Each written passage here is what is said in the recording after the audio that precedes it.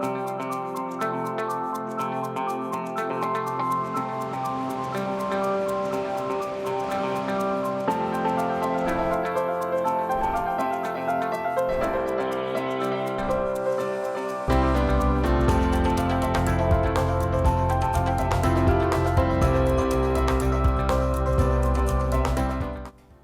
afternoon. Thanks for joining us across the fence. I'm Fran Stoddard.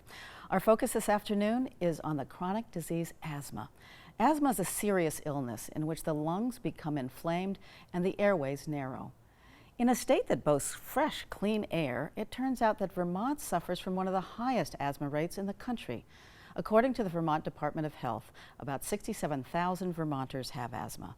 To learn more about asthma, what causes it, and its treatment, we've called on specialists from the Rutland Regional Medical Center. Sarah Cosgrove is a certified asthma educator and licensed respiratory therapist.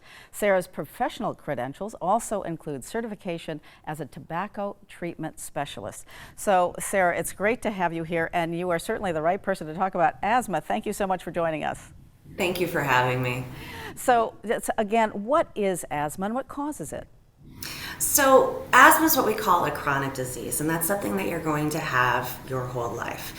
And some of us are born genetically disposed, so maybe someone else in the family has asthma, or early on we were exposed to large amounts of what we're going to call triggers. So, when we're exposed to what we call triggers, some of us that are more sensitive have more sensitive airways, which are carrying the oxygen in and out of our lungs. Those airways become swollen. And when they become swollen, it actually tightens up the airway hole. So it's smaller, you're getting less oxygen. Another piece of asthma is those airways that are swollen and already have small, the small airway passage has little muscles around it that tighten right up, making the airway even smaller. And when these airways tighten up, so they're much smaller, less air is getting through, it actually puts mucus in your lungs too.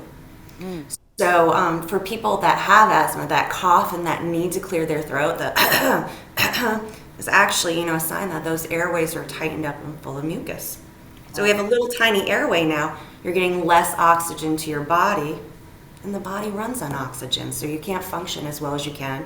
You're not breathing well, and it affects everyday life. Oh.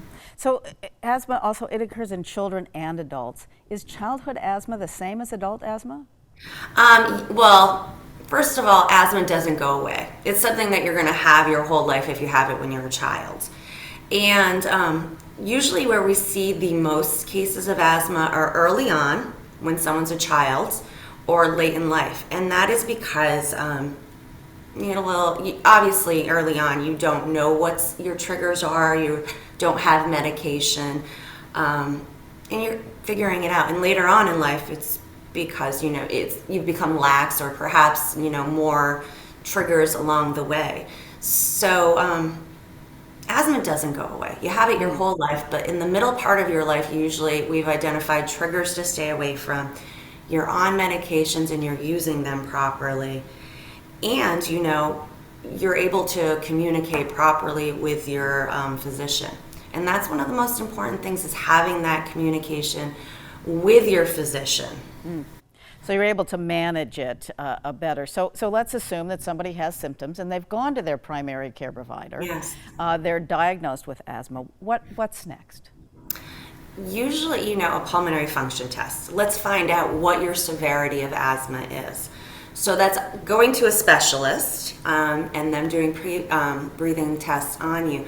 But also screening, how many times are you waking up at night with symptoms? How often are you short of breath? Are you short of breath with activity? Once again, are you sleeping at night? Because a lot of symptoms occur at night. So by able to answer these questions, you're able to assess the severity, which then puts you on the proper medication and management plan. And asthma lives in two worlds. You've got the controlled world, where a person with asthma can live every day barely, having any symptoms whatsoever. And then you have the uncontrolled world, where people are having difficulty breathing, that shortness of breath, the chest pain, that tickle in the back of the throat cough, but it's not that hard with proper medication and learning what triggers or sets off your asthma to get that uncontrolled world to controlled, where you barely know you have symptoms.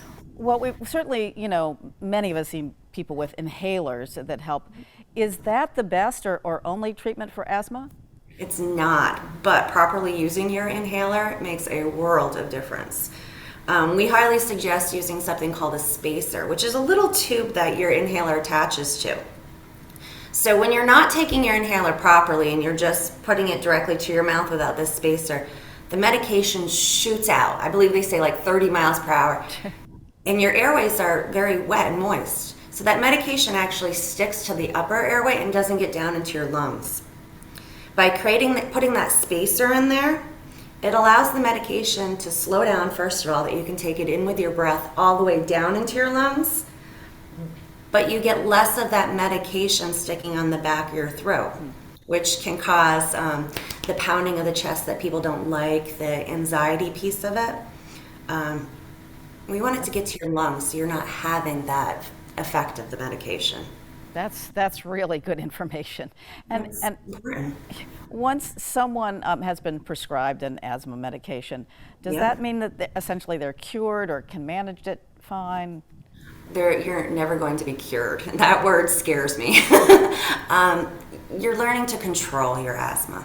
So we have quick relief medications, or what we call rescue medications, that open the airways up so you can get that breathing in within like 5 to 15 minutes. You can feel that relief, and that's very important to have on hand. Keeps the airways open so you can get your controller medication. And a lot of people have controller medication, which works on that inflammation of the airways and makes those muscles less around the airways less twitchy, so they don't want to tighten up as much. So it's very important, even when you're not having symptoms, to take your medication as prescribed, because if you're not having symptoms, guess what? The medication's working. Keep Working. going. So what are consequences of not getting treatment for asthma? Well, we can head in a very bad so when you see people that can't walk very far, they're huffing and puffing, people that can't participate in activity, that's telling us that your asthma's not controlled, and it's really important to get it back in control because of lifestyle. You want to have a good quality of life and to be able to have a good lifestyle. What was the first part of that question? Well, it's what happens if they aren't using their medicine, So, or not getting treatment of some sort. I mean, that's so very scary. dangerous. I'm feeling tight in the chest just talking about it. Rescue inhaler. It's scary because yes, asthma, the tightening of airways can prevent you from getting oxygen to your body, and if you do not get oxygen to your body, that's detrimental. People that continue to have asthma attacks, you can actually have more or less a scarring of the airways. So medications don't work as effectively, and this can eventually lead to COPD, which is the chronic obstructive pulmonary disease, where you don't get relief from medications. You continuously live in that world of shortness of breath. Yeah, scary. So let's talk about some of these specific triggers. You talk a lot about triggers for asthma. Number one trigger is being around smoking or vaping, or living in a household with. So we send a lot of people to 802quits.org. Great resource to get you started to, quit smoking, get you on that path. Allergens, pollens. We live in the great state of Vermont, and we're very fortunate to have all this wild life and foliage around us. But if you're sensitive to that, definitely pollens in the air effect. Changes in weather. We're going to be going through one of those very shortly right now. That change from really, really humid to cold weather, or even thunderstorms. Just enough of that change, even in humidity, can trigger asthma. Interesting. A lot of people don't like it, but pets. Pets. And there really is no asthma-friendly pet, but one of the first steps we say, keep them out of your bed in your bedroom. It's not necessarily the hair, which is a huge piece, but it's the dander. It's the saliva when they lick themselves and clean themselves. So when you're sold an asthma-friendly pet, I think a lot of it is the cell. I don't ever want to say get rid of your pets, but keep them out of the bedrooms, keep them out of the, keep them out of the living areas where you're spending your time, and pay attention to, carpeting. That's a big one. Carpets collect so much dust, dirt, dander, everything. So removing carpets is very important.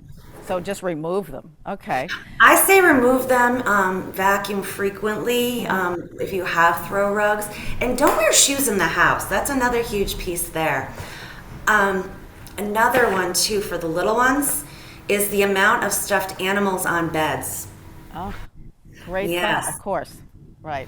You've got that good old teddy bear that you've had forever, that they sleep with at night, or even, amount of pillows. Yeah. It all contains dust, and that exposure at nighttime can definitely trigger asthma symptoms. So, clearly, smoking is such a key trigger, as you pointed out. What's the first step that you recommend for somebody who wants to get tobacco out of their life? I would say call your doctor. I mean, it's one of the most important things you can do for your health. Tell them that this is something that you're pursuing, because there are medications out there that can make this much easier. 802quits.org is a great resource. They can provide those medications free of cost or at a very reduced cost, and those are called nicotine replacement products. One of the biggest things that sends people back to smoking when they're trying to quit are those nicotine withdrawals, feeling awful. So this nicotine replacement, which is in the form of the patch, gum, or lozenge, acts as like a Band-Aid. So you're not feeling as awful when you're going through the process, so you can really work on those little behavior changes, being able to not go out to where you usually went during a cigarette break, recognizing those connections, talking on the phone and cigarettes. You can work on living without cigarettes. Okay. And exercise is important, but not too much. We're just about out of time. So a common myth you want to tell people, and is exercise okay? Exercise is very, very important. And if you've got your medications on board, you shouldn't be having any symptoms, but also having that rescue inhaler with you. It opens up that airway. So if you're out there playing sports, 15 minutes before you go for sports or 15 minutes before you go out for that walk, take that rescue inhaler so it has time to open up those airways, and you'll be able to. You'll be okay. You'll Sarah, be fine. I'm sorry, we're out of time. Thank you so much for joining us and explaining some very important things about asthma. Thank you. And thank you for joining us across the fence. I'm Fran Stoddard. Stay well.